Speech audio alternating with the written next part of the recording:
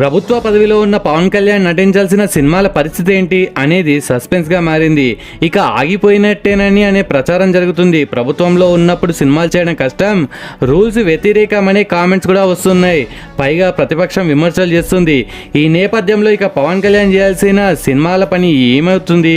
తాజాగా ఉప్పడాలో ఏర్పాటు చేసిన సభలో దీనిపై స్పందించారు పవన్. ఓజీ ఓజీ అంటూ ఫ్యాన్స్ అరుస్తుండడంతో వివరణ ఇచ్చారు. సినిమాలు చేయడంపై ఆయన అభిమానులకు గుడ్ న్యూస్ చెప్పాడు. సినిమాలు చేస్తానని తెలిపారు. ఇక ప్రస్తుతం పవన్ కళ్యాణ్ చేతిలో 3 సినిమాలు ఉన్నాయి. సుజిత్ దర్శకత్వంలో ఓజీ చేస్తున్నాడు.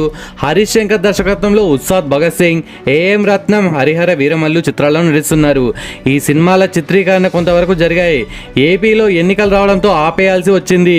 ఈ నేపథ్యంలో తాజాగా ఓజీ సినిమా గురించి మాట్లాడుతూ సినిమా బాగుంటుంది, మీకు నచ్చుతుంది అని ఆయన చెప్పడంతో ఫ్యాన్స్ ఆనందానికి హద్దులు లేవు. ఇలాంటి లేటెస్ట్ అప్డేట్స్ కోసం please subscribe to filmy mats.